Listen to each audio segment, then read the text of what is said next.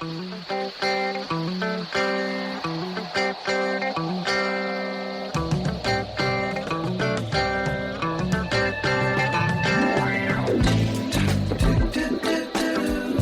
in a good place now. Relax, breathe, smile. You've entered into your element, the home of origin, the home of intelligence and beauty, where relevant topics are discussed, where what you think counts, and where superior is the norm. You are listening to Perspectives with Ashley Berges. You know what I'm craving? A little perspective. That's it. I'd like some fresh, clear, well-seasoned perspective. Can you suggest a good wine to go with that? With, what, sir? Perspective. Fresh out, I take it. I am, Very well. Since you're all out of perspective and no one else seems to have it in this bloody town, I'll make you a deal. You provide the food, I'll provide the perspective, which would go nicely with a bottle of Cheval Blanc 1940. Welcome back live to Perspectives, and I'm your host, Ashley Berges. And on tonight's Perspectives, we're delving into a subject that hits home for most people. I didn't say most Americans, I said most people. This isn't a first world problem. This is a problem of worldly proportion. Women and men alike struggle with the same critical issue, and a large part of the products advertised to us directly relate to this specific epidemic. And the epidemic I'm talking about is about poor body self-image. Poor body self-image is reflected in a lot of people that we deal with on a daily basis. Personally, you listening might have poor body self-image. So on tonight's Perspectives, we're discussing what poor body self-image is and how to know if you have it. Bill, what do you think poor body self-image is to you? What do you think about that? I think it's just this sense that you're not pretty enough, handsome enough, thin enough, built enough, just this sense that people look down on you for your outward appearance. I agree with that. To me, it means the same pretty much. That you're never happy with the way you look. You're constantly upset with the way you look, and you're constantly judging yourself against everybody else. And I think we find fault in ourselves, and we're constantly looking for improvement, and it seems that everybody else around us seems to look better than we do. Absolutely. And bless her heart, my girlfriend has that exact problem. And every single day I keep telling her, baby, you're beautiful, I love you, and she just can't bring herself to believe me. And it's hard for them to believe you. When people do suffer from poor body self-image, it's hard for when somebody builds them up, it's hard for them to believe them because it's really them inside that need to build themselves up. That at the end of the day, it's a self-esteem problem, I think. I think if you feel good about yourself, then you're going to think you look good. I agree with you. Joining us in studio is a fellow colleague of mine, the author of Get to Good, and an empowerment spokeswoman, Jacqueline Elizabeth. Jacqueline, how are you doing this evening? I am doing fabulous. Thank you, Ashley. I love that. Jacqueline Elizabeth. Jacqueline Elizabeth. Just kind of rolls off the tongue, doesn't there it? Goes. It's like yes. Elizabeth Taylor. I mean, during the before Not we started, so many husbands though. I was going to say before we started the show, I suggested Jackie E. Yes. Just as a kind of a Instead of Jackie cool O, way I to do like it. it. Yes. Classy. Jackie E in the house. That's right. I have no problem with self-body image or self-image. Let's go. I love that.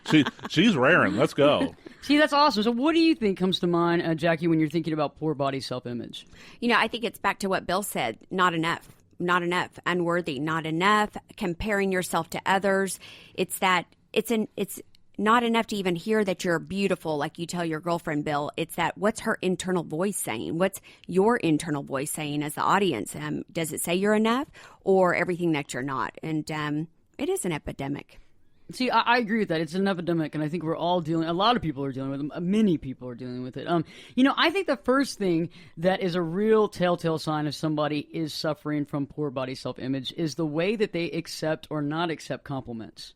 Think about it. When you get compliments and the way you accept it is really formidable to how you feel about yourself, because I think one of the first symptoms is the way you take it. So if I was to say, hey, Bill, hey, I think you look great today. Wow, you got it all going on. I mean, the response of somebody I think that doesn't have poor body self-image is, hey, thank you, Ashley, I appreciate that.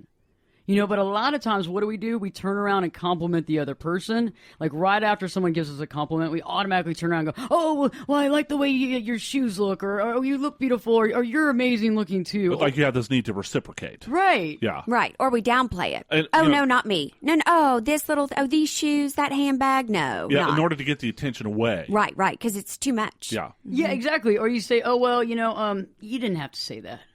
Well, yeah, and exactly like what you said. "Oh, these old things, I got them at a flea market." Right.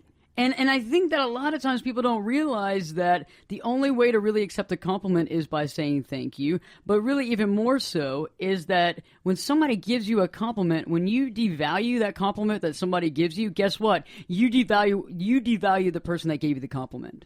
And that's how it comes off. Right, exactly. I think the best way is to speak powerfully and say thank you, right? I agree with you because I think when some people say, "Oh, Ashley, you look amazing," if I was to say, "Oh, I didn't even take a shower today. I barely got out of bed," and they're thinking, well, okay, well, I paid you a compliment, and subconsciously, it really kind of reflects back to them, and you should be in a positive manner when you accept a compliment. However, it kind of turns it around, Well, now, and we won't get into this too deeply, but come on, let's get into something really, really deep.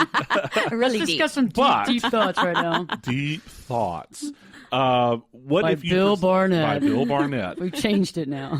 Yeah, Copyrighted. forget by about who that Perspectives. goes. Stuart Ashley Smiley. Berges. Right. In accordance with Live What Your if True Life. What if you perceive the compliment as being shallow? Like you know that the person giving you the compliment is kind of looking, "Oh, Jacqueline, I love your hair. Where do you get it done? Yes, By the right. way, I'm kind of asking you for something." Right. And that so kind of you thing. know that there's some type of law of reciprocation at play. Yeah. Then you just say, well, thank you, and then I just move on.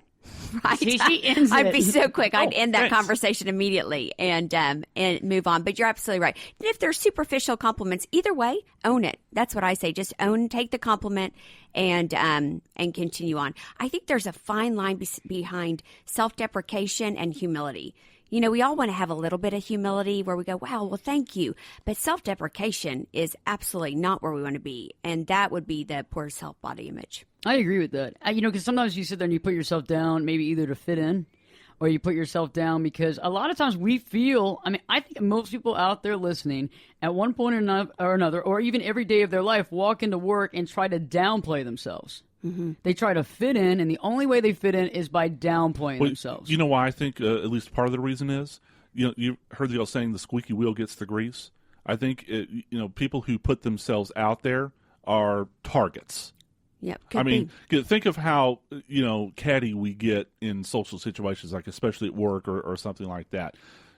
"Oh, don't you look great?" Then behind the back, she slept with the boss, or Right. something ridiculous like that. Well, how do you really feel, Bill?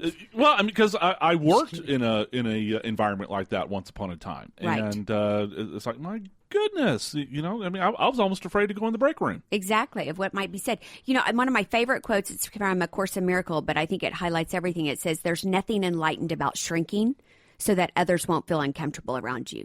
And I think that's the place that if we get more comfortable in who we are, we're not afraid of shrinking. It's that thing in Australia, they have tall poppy syndrome that you're speaking of, Bill, where you want to be successful, but not too successful. You don't want to stand up above the crowd. Right. That's interesting. It's almost like when you see people that have been on TV shows or what have you, and then they go back into real life, and people always have comments about it. And it's interesting. It's like that half those people that have a comment wish they had been on a TV show, and they even put down people they even know. That's what's so funny, and that's what you were talking about when you stand out of a crowd.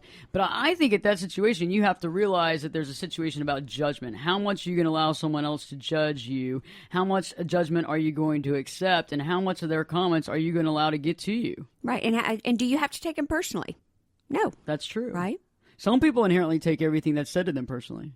And I've known people who do that. Right. Me too. So, and I was going to say, before we go any further, that I think with the subject matter, I think it's obvious that this topic is associated a lot of times with women.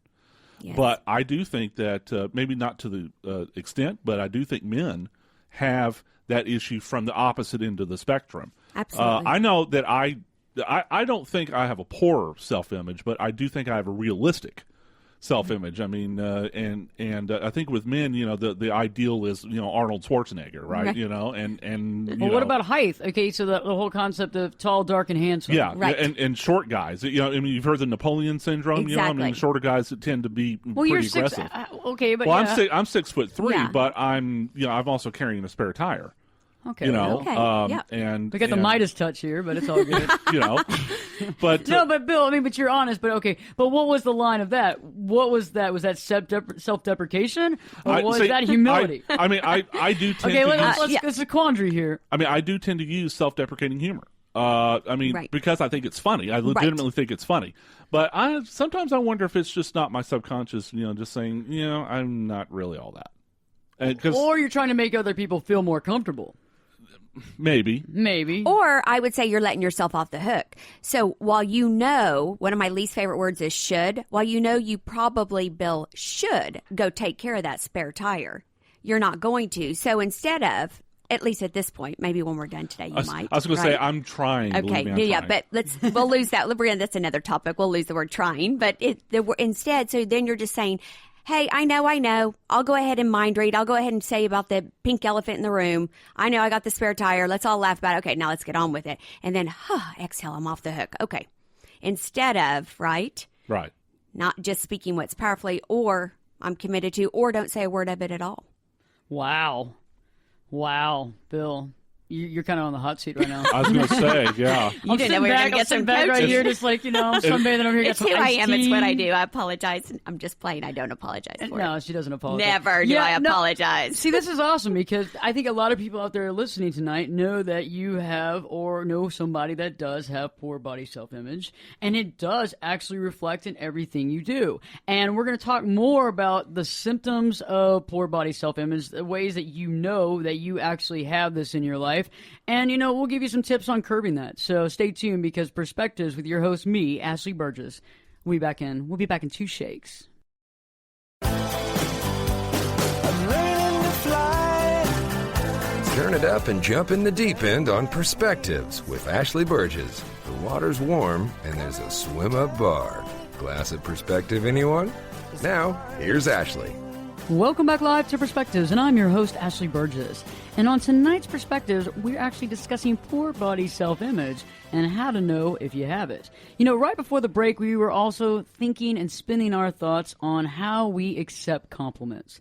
And the way we accept compliments directly reflects onto the way that we see our own selves, our own bodies, the way we see our own image. Because we can accept a compliment for what it is, we can accept it and say thank you, or we can add all the mumbo-jumbo in there, from giving them a compliment to second-guessing the compliment to telling them they shouldn't have said that to, these ratty old shoes, I've had these for 15 years and they have holes in the bottom of them, and yada, yada, yada, which is basically taking away from the person that just complimented you. It's making them kind of feel bad. So let's talk about how we can also evaluate ourselves even more so about poor body self-image. And I think that's how you see everyone else, the way that we see everyone else. And I think when we suffer from poor body self-image, I think the first thing we do is judge ourselves against everyone else. Think about it, Bill. When you're looking on social media, if you're looking at pictures, whatever it is, and you're looking at somebody, you're like, oh my gosh, look at them. And a lot of times we're seeing them at their best, even though we're judging ourselves against them with all that we know, all the stuff we have. Like you say, warts and all. You usually use that comment a lot. Yep. And Warts we're and all. magnifying our negative traits. Jacqueline Elizabeth is joining us tonight as well. She's author of Get to Good and also a fellow colleague and a coach as well. And I think it's how you see yourself and how you judge yourself against other people. Jacqueline, I'll relate a personal anecdote to you. Yes. So earlier this week, a girlfriend and I were sitting on the couch and, just watching TV. Right. And all of a sudden, Victoria's Secret commercial comes on. Mm-hmm. Now, I'm probably a minority among heterosexual males in this country, but I do not think the Victoria's Secret models are pretty at all. Wow. Okay. Amazing. Because they're walking skeletons. Yes. Okay. They're too thin. Mm-hmm. And I don't think that's pretty. For all you ladies out there who are starving yourselves to death, I'm sorry, that's not pretty. Okay. So this Victoria's Secret, commercial comes on. Of course, they're, actually not even half, 7/8 naked, right? Right. And 7/8. like, and they're pretty much, yeah. I mean, it's 15, it's more than 50, that's for sure. And their arms are down on the side, and you can count their ribs. And I just blow up, and I'm like, I can't stand this commercials, but I can't stand Victoria's Secret because these models are held as the ideal of feminine beauty, right? And I don't think so, Exactly. And I just like it. blow up, And so, what did your girlfriend have to say when you blew up? Nothing. Nothing. Just sat there. Yeah, she just sat there, and now when I say blow up, I don't mean Right. just like He bounce lost off balls. it. He Yeah, threw something he through the lost TV. it. It's Cops were called. You wouldn't open up your GQ magazine. I hear you. I think it's like I call everyone a goddess. It's a woman. We come in all shapes and sizes. Luckily for me, that's a good thing. I'm 5 foot, right? And so I'm clearly not a Victoria's Secret model. So I think back to what Ashley was saying, and you were talking about, Bill, it's when we start comparing ourselves to what the media says we're to be, whether a woman or a man, immediately any of us can feel bad in a hurry. There's plenty of prettier, better looking people out there than I would say for myself. And if I start comparing myself, or any of you listeners start comparing yourself, I promise you'll find a few that are not so, and you'll feel really good about yourself, and you'll find a lot that may be. And that is not the route to finding yourself better self-image. But if that's where you go to, then it's going to be exhausting. You'll always have that poor self-image. Yeah, and actually, it's because and I even told the girlfriend, look, these girls won the genetic lottery. Okay, so women who are working out and starving themselves and blah blah blah. Guess what? If you don't win that genetic lottery, I mean, genetic lottery, you're not going to be a model. Okay, I agree. I see your point on this, and I do think that sometimes we don't look at people for exactly who they are. Okay, so you see them up on stage in a TV, HD, in your sense, the Victoria's Secret videos or whatever they're doing, some sort of special where they're wearing the angel wings and what have you. And so you're sitting there and the women are watching it and they don't think about, okay, first off, the makeup quality that you have to do on these women to make them look good is absolutely amazing because you're shooting for HD. So it has to be flawless, flawless. And I'm not talking about on their faces. I'm talking about their faces all the way down to their feet. They have makeup covering their entire body. Absolutely. And if you don't know this, you've never been backstage at any sort of fashion show, and I have. The other thing, too, is that you have to look at the whole body image. You have to look at the whole concept, and a lot of these women that are up there have very, very bad, poor body image, okay? Just because they look like that doesn't mean that they are just 100%. I am the most confident person in the world. I am so confident. My life is radiating confidence. Well, most of the time it's not. You can see from the people they choose to hang out with. You can see from the bad relationships. You can see from the broken marriages one after another that there is some issues there. But I do agree with you. A lot of women think that that's perfect.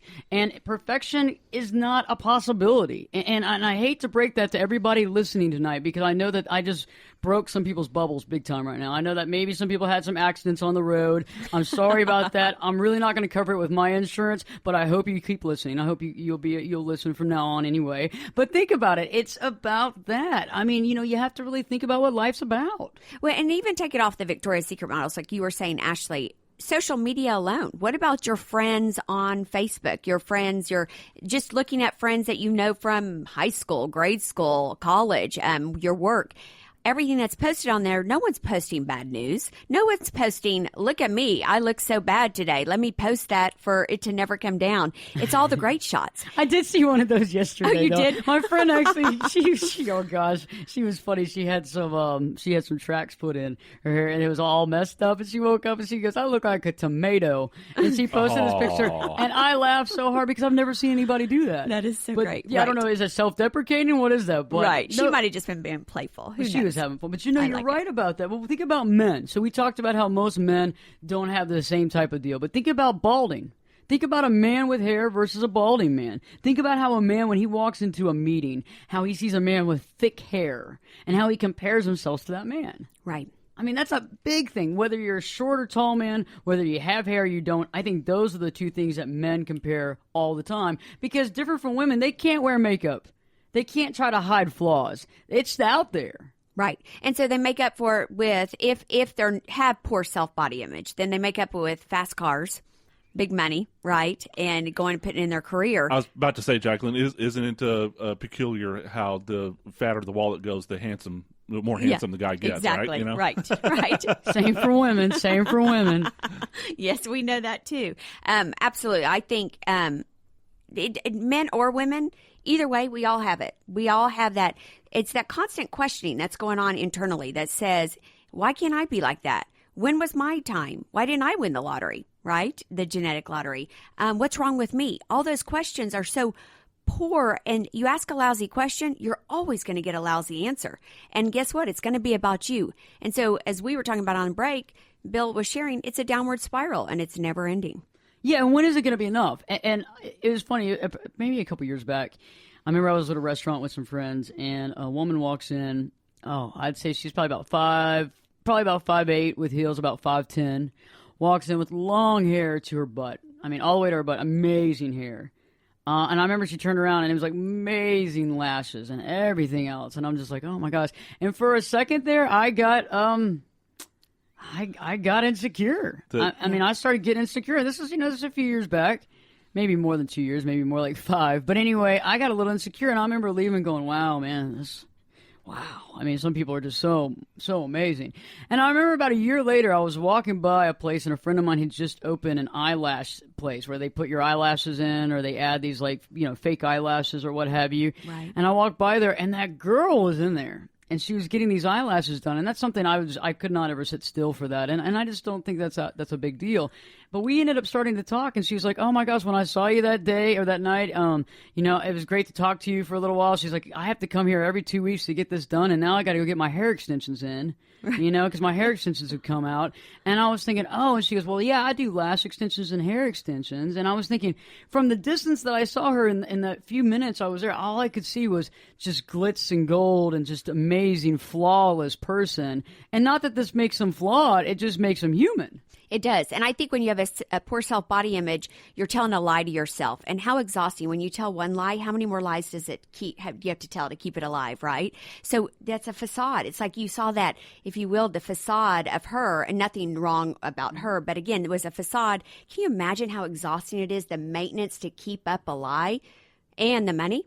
Oh my gosh! Think about every 2 weeks you're going in there, sitting there for hours and hours and hours, and that ain't cheap. And it's not cheap. Right. And she said that it took like 10 hours on the hair, 2 hours on this and that. And I'm thinking, oh my gosh! And now I look back and I think, wow. I mean, if you just take a look at it, and that's what I want to talk about when we come back from break. I want us to really analyze the way we judge ourselves based on social media. I think this is key here because it's becoming an epidemic. If you think about it, how many of you listening tonight literally wake up when you get up in the morning and you go directly to Facebook and post something or see what somebody else has posted, or you go to Twitter or you go to Instagram, this is a big one, and you see what so-and-so looks like, and oh God, look at them, and they always look like this, and you kind of look at yourself and you look yourself in the mirror and you just woke up out of bed, your hair's all messed up, and you compare yourself directly with that person looking their best. So stay tuned, because Perspectives with your host, me, Ashley Berges, will be back in.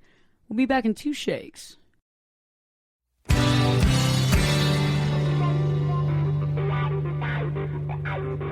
This is Jake Busey, and you're listening to Perspectives with Ashley Berges on 570 KLIF.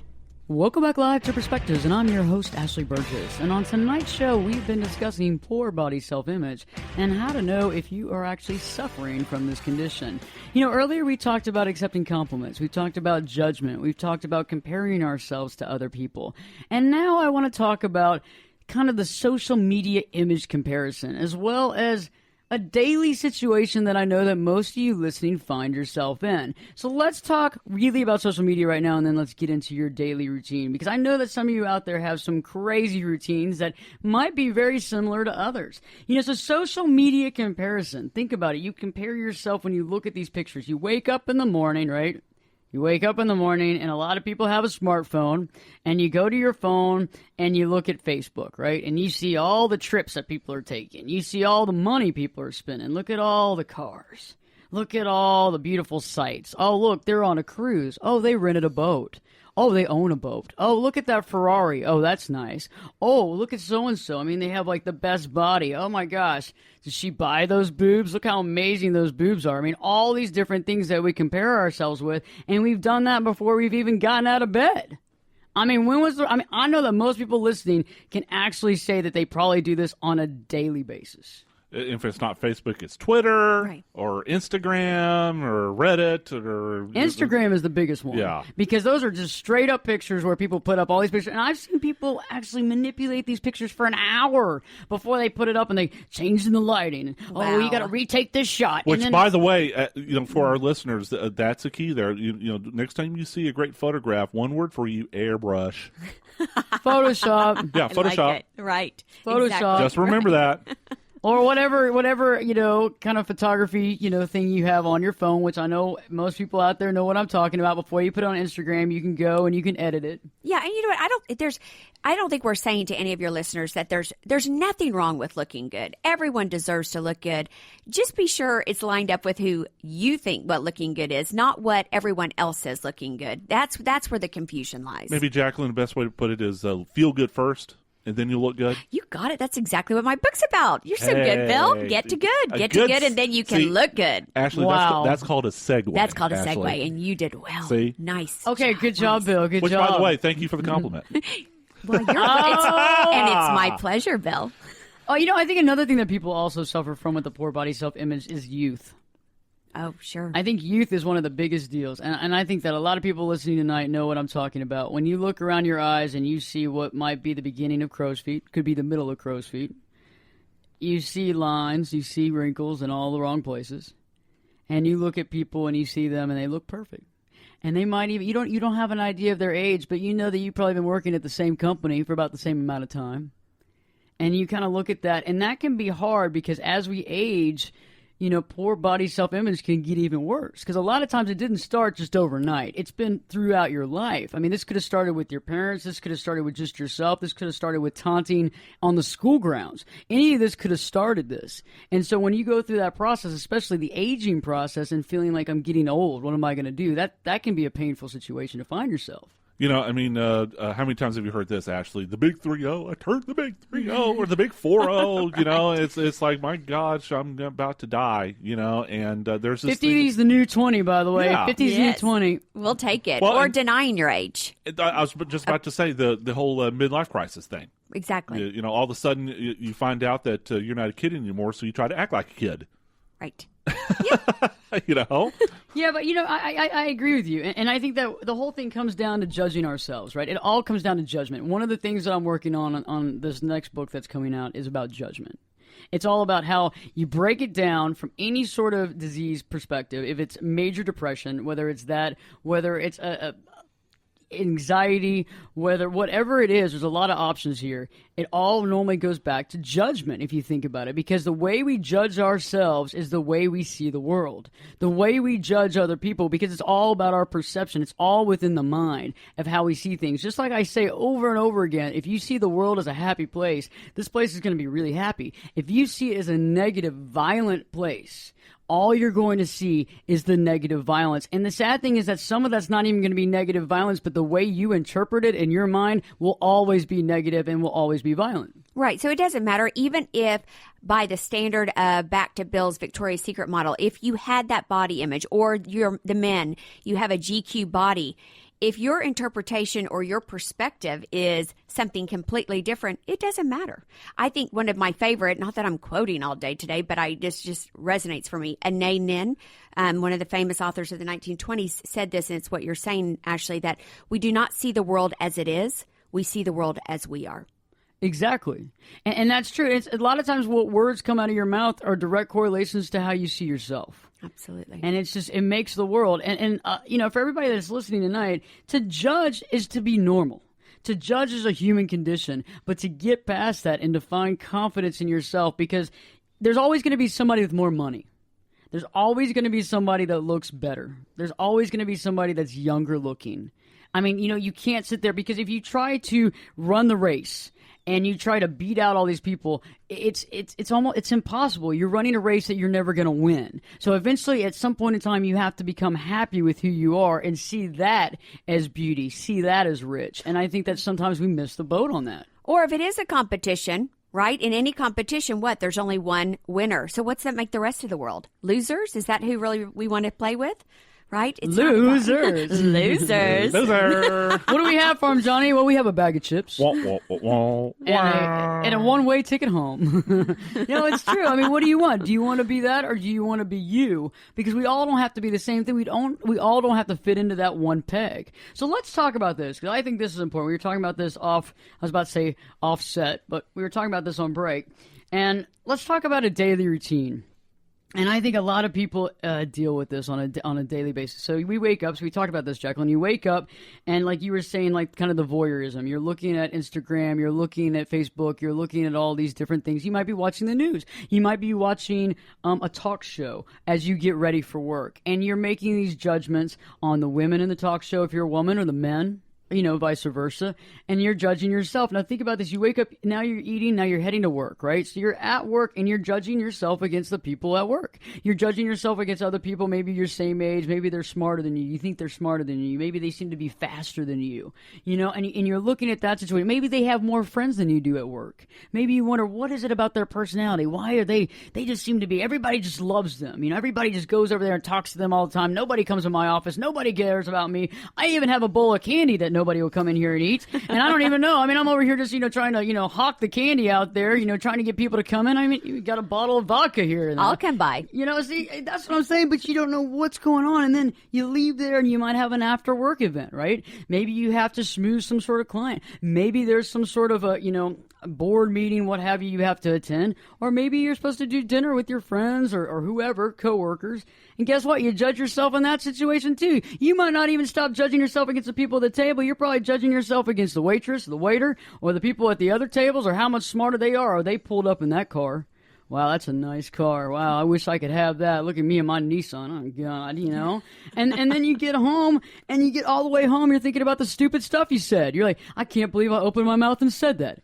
I bet everybody was laughing at me. I bet they're going home just laughing all the way in the car about me because I'm so stupid about what I just said. And then literally you wake up the next morning going, God, I'm so stupid for what I just said. And so it's just like this circular situation that it's a vicious cycle that you can't get out of. Inertia, the downward spiral. Once you get the Star Wars theme, once you start down the dark path, forever will it be your destiny. Momentum. Do your Yoda or yoga. Momentum you might have. Yes. And you know what else is so interesting and great about this is while we think everyone's looking at us, everyone else is so self-absorbed. No one's even looking at that person, or no one's even checking us out because they're so busy checking out their own selves. They're too busy judging themselves. Right. And I try to explain that to people that are big on judgment. Like, they're like, everybody's judging me. And I go, do you know everybody's judging themselves? They're not even focusing on you. No one even knows what you're wearing, right? You could literally shave your head off. Okay? For the most part, you could shave your head off and show up to work, and most people won't even know that you shaved your head off. There will be a few people that'll be like, what the heck did you do? But you know what? Most people won't even today. They'll be like, hey, what's up, Jacqueline? How you doing, Bill? Okay, hey, see you There's later. an episode of MASH back in the 70s that did just that. Really? Of course, I'm kind of dating myself now. Yes. But, Bill's But old. you're being very bold in saying But your I mean, age. there's an episode where Bill's old. hey, I'm there. It's better than the alternative. Not long enough to be old, as There far as you I'm go. concerned. But so Hawkeye makes a bet with Trapper, and he goes to the mess tent, stark naked, and nobody notices. Everybody's like, hey, Right. how you doing? Yeah, it's perfect. I love it. know? I love it. So- That's perfect. That's right. If we all were just to be naked and free and liberated, maybe not literally, right, while we're having dinner, but that would be good. Naked dinner on Hey, Perspectives. there's nudist camps in California where I've heard that they do that. They but- do that, yes. Jacqueline, real Yes. quickly, while Ashley was talking about, kind of being in the downward spiral, this is why the beauty industry and like the self-help book, industry. I mean, how many millions and millions, maybe even billions of dollars? It's over billions now in the self-help and in cosmetics. Yes. I mean, it's all, and actually they create the demand, don't they? It's like, you know what? You don't really fit up to this ideal. Spend money with us, so we can get you there. That's what I was saying in the very beginning, is these products that we invent because we want to make ourselves more beautiful, Bill. And I totally agree with you. And we're going to find some nice powder and some blush for you here. But stay tuned, because we're going to be talking about how to deal with this poor body self-image, a few tips on that, just so you can get through the week and maybe have a brighter day. So stay tuned, because Perspectives with your host, me, Ashley Berges, will be back in. We'll be back in 2 shakes. I could lift you up. I could show you what you want to see and take you where you want to be. Get in here and give us your perspective. We're listening. You're listening to Perspectives with Ashley Berges. Left me. No, you can't hit that note. Since my lady left me, well, I found a new place to dwell. That's all right. Where you think? Well, it sounds raga. You don't want to go raga. No, not this, it don't. It does. Since my baby it sounds fucking barbershop. Well, hey. Barbershop raga. Watch the language. It's a new husband to the king. Sorry. Oh, this is thoroughly depressing. It really puts perspective on things, doesn't it? Not too much. It's too much fucking perspective now. Welcome back live to Perspectives, and I'm your host, Ashley Berges. And on tonight's show, we've been discussing poor body self-image, how we have it and what we do when we have poor body self-image. And now I think it's a good time to actually reflect on what you can do to start changing this situation, because it really is an epidemic. A lot of people suffer from it. A lot of famous people suffer from it as well. A lot of beautiful people that you consider perfect suffer from poor body self-image. So it's not just you. It's not just you because you're awful, you're this, you're that, you're less intelligent, you're not as beautiful, you don't say the right things, you don't have as many friends. Everybody judges themselves to a degree. They really do. So let's talk about this. Jacqueline Elizabeth, Bill has been in the studio with me discussing this, and I think the first thing that you can do to stop the cycle of poor body self-image is to realize, honestly, when you're judging yourself. I think sometimes we don't even realize we're judging ourselves. We see things and it just becomes so subconscious and so autopilot, where we're like, oh, look at that person. Oh, look at this. Oh, gosh, look at me. Oh, gosh, look at this. Oh, look at me. And I can't believe I made such a bonehead comment. And they probably think I'm insane. And they think and you don't even realize you're judging. And I think the first thing to do is to have that wake-up call and say, wow, this is judgment. Right now, I'm recognizing the fact that I am actually putting myself down. Exactly. I think getting mindful is the first step, right? Because most people are out there sleepwalking and unconscious or just taking it at status quo or what is. So if you can get mindful, and one of the best ways to do that is just to stop and just ask yourself a question. I have my clients on their smartphones every hour on the hour set a ringer. Just a light ringer that so they can just check in real fast, to just check in with a couple of questions. Take a deep breath, sip some water, and ask a better question. Do I feel good? Your answer is yes or no. That's it. How could I? And that's it. So we know at least 59 minutes. They can't go much longer, and then they can feel better. That's true. Being mindful, and that's totally key. The whole idea of being able to figure out that you're judging yourself is really reflecting on what you're saying. Because if you're going autopilot, you're not going to check it. So you got to check yourself basically and say, okay, wait a second, I'm judging myself. Actually, I don't know why I had this thought, but you know what that reminds me of? The first step in the AA program. You have to admit you have a problem. Right? Yes. So I wonder, just thinking back over the past hour here, people who have poor body image, is it kind of like an addiction, maybe?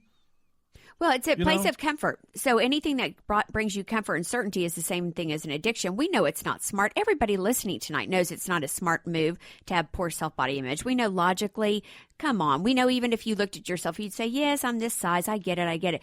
But we get to know it. And some of us get hooked on pain, even though it's uncomfortable. I was just about to say, in some sort of, I don't know if perverse is the right word, but in some sort of odd way. Some sort of perverse do you get pleasure out of a poor self-image? Well, you get significance. So you start to build your identity, so at least people relate, or you get significance on that. And that is absolutely, You're right on, Bill. It's Look true. at I mean, you. like, some people are very happy in uncomfortable situations. It's like the comfort zone. No matter how uncomfortable it can be, it's obviously giving you or fulfilling you on some level. Yeah. And that's kind of, I think, what you're talking about. And I think what you were saying, Bill, about the first step is ownership. Transformation, a shift, any type of breakthrough cannot take place unless someone takes ownership. And so all of us, we're not here to beat anyone up, but because you guys might have been doing that fine on your own, right? But what we are saying is if you take some ownership for, you know what if it were me, and not to make anyone wrong, but then we can do something about it. Then you can do something about it.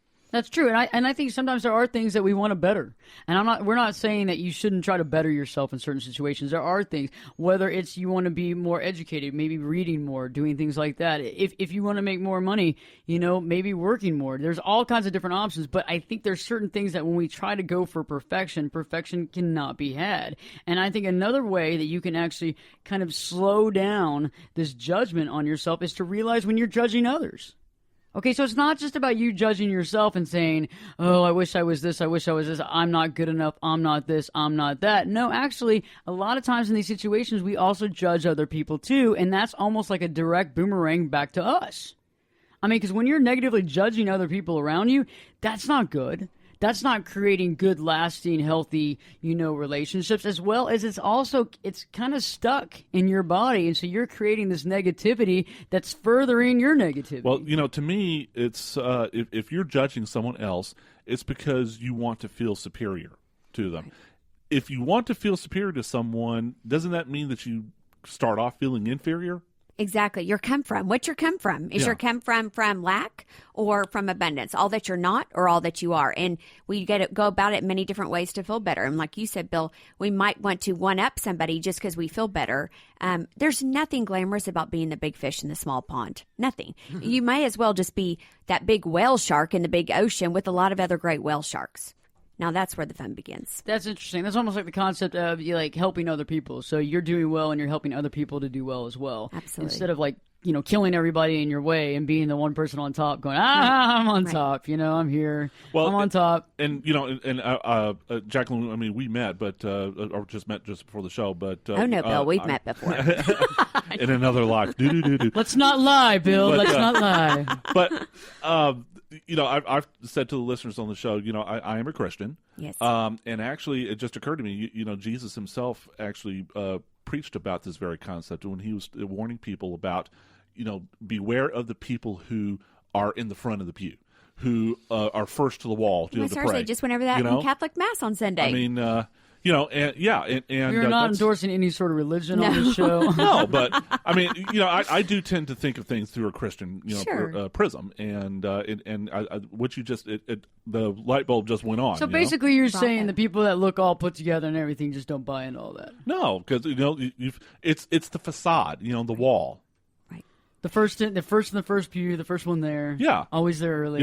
Look at me. I mean, we've all known it. Those of us who go to, whatever denominational church, I'm in the front row, hallelujah, praise Jesus, Right. So. Well, it's back to the word image. Image is a facade, right? So that's, and it's the downfall of anyone who that's where they pride themselves or live from, that sense of image versus from spirit or who you truly are or your worthiness. From that place, go play big. Have your come from be from abundance, be from all that you are. There's nothing, I'll tell you this. I love it when if you will, a good looking man or woman walks in or she's put together or he's put together, and that's based upon my perspective. And I go, wow. And instead of going, who is that? I think, wow, I want what they've got, or I'd love to hang out with them. I mean, I want to play with people like that so I can not feed off of them, but so we can collaborate. And that's the level of play. That comes from abundance and saying, I don't have to be exactly like them and I don't have to be prettier. Lord knows that's true. It's a difference between competition and cooperation. Right. So you're right. You either cooperate with people or you're competing against people all the time. And you're never going to be happy if you're always competing. It just doesn't work. I mean, there'll always be somebody richer. Carlos Slim, there's going to be somebody richer than him. So you got to think about the levels of who's rich. I mean, recently there was a lot of people in town and I remember they were talking about all these big, these big high rollers. And I was thinking, yeah, but there's a bigger high roller at the next restaurant that just came in town. So nobody's keeps winning. That's a slippery slope effect. So let's talk about also about social media. I think you need to everybody listening, put some stops on there. Put some child control, some child locks on your social media. And I really believe that you should wait till probably after 10 a.m. to be on social media. I don't think that you should wake in media. I don't think you should do that. And I think also you shouldn't do anything after about 8 p.m. I really think that a lot of times when it gets really early in the morning, we're still kind of in our subconscious conscious, and I think that some of that stuff can really affect you. I also think that you can internalize things without even realizing it. I think also after 8 o'clock, I know a lot of people listening and myself might have had a glass of wine or so, and so you can really interpret things a certain way if you've had some to drink.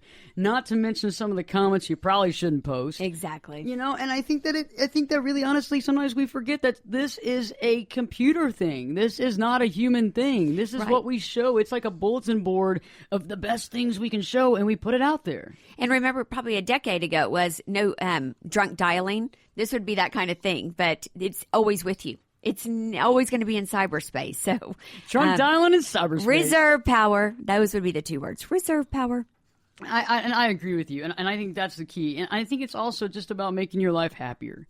You know, you can be a happy person when we start eliminating judgment on both levels. And I think when our whole life is just structured around judgment, I mean, it's just hard. It's hard to actually get through the day and say, hey, I'm a good person. And I think the idea of being mindful and understanding that, as well as to realize that when you're judging yourself, a lot of times you're judging yourself against the worst image possible that you have seen in your own mind versus the best image possible that you give someone else. It's all about perception. It is. And I think, too, when we're voyeurs or we're on the sidelines of life, it's we feel out of control. But when you're in the game of life, you have the opportunity to win at whatever level you are. So there's those people who are watching or observing, and then there's the visionaries or the ones to watch. And, you know, I just encourage all of us to be the ones to watch in a way that says that we are truly living fully at whatever level that is for you. Only you know best, and playing big.